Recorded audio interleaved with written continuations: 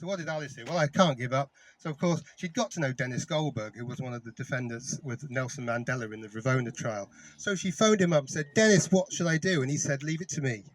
And a phone call was made to the South African ambassador, and a phone call was made to the British ambassador. And at some point, Sia, who was a distant relative of Nelson Mandela, became a much, much closer relative of Nelson Mandela, and the visa was issued the following day. When he arrived, this was the days when Man United were still winning things, and Sia was a long time ago. Sia was a great Man United fan and was desperate to go to Old Trafford. So of course Alice just said, well, I'll write to the man who'll get you a ticket. So she wrote to Alice Ferguson, and the 2 tickets came a week later. She never let anything get in the way.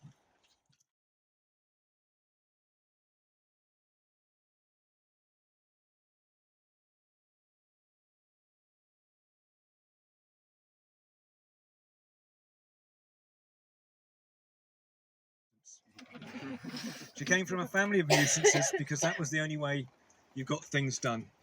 And as a bloody nuisance, a perfect role model for her grandkids and her great-grandkids.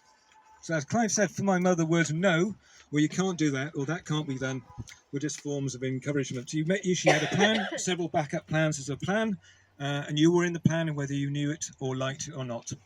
But she liked an adventure. So for her, every experience could be an adventure.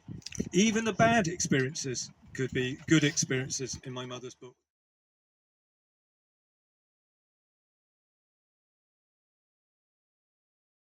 People realised there was more to life than everything that was going on, that it's about peace, it's about justice, and it's about making a better world. And if you read it in the book, which unfortunately I don't know what I've done with the quote, but read it in there and live by it, because that's Alice all over. Thank you.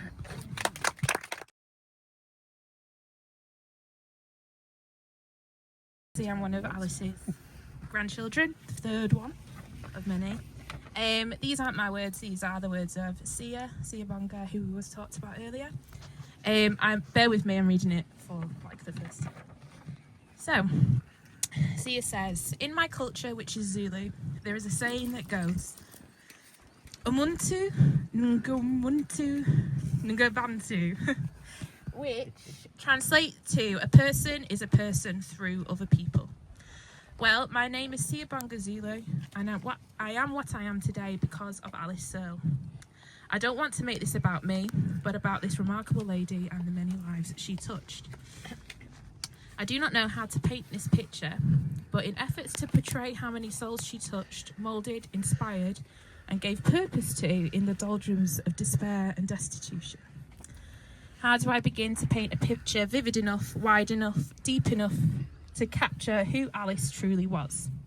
How do I put into words the kind of impact she had on people? People, not just me, but countless others, especially in places where hope was scarce and dreams came with expiration dates.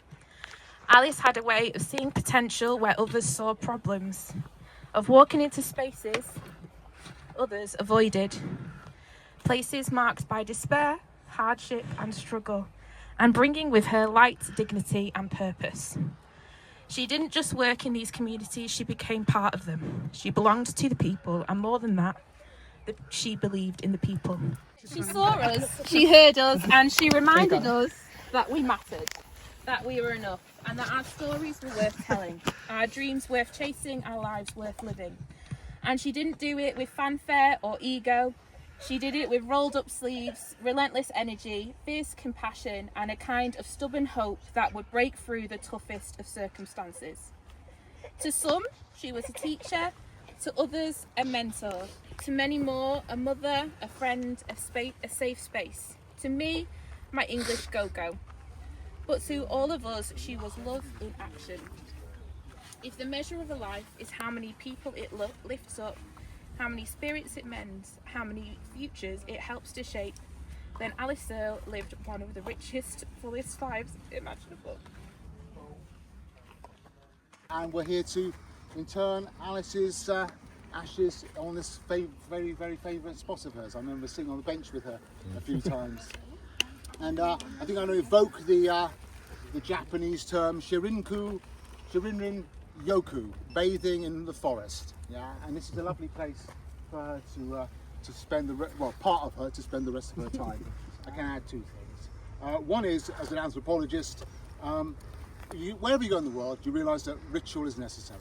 And my mother wasn't a religious person, but she was a spiritual person. And it's through ritual, one which we're going to create now, that we find our place in the universe. And makes us grounded in the community, amongst the people that matter to us, and makes sense out of the chaos of the universe. So, you know, this small ritual we're going to carry out now is, Alice would appreciate it. And the more crazy it is, the better. And unbelievable as it might sound, I am not actually a sea captain. I've just got a hat. Yeah, exactly. And the other thing I would like to add, which is really very much about Alice, was she always believed in young people. Yeah, they were the people that are going to change the world. She was an educationist after all, and she had immense, a fondness, but empathy and belief that they were going to make the world a better place. And all her life, through her children, through the people she met, constantly she was drawn to the power of children to change the world.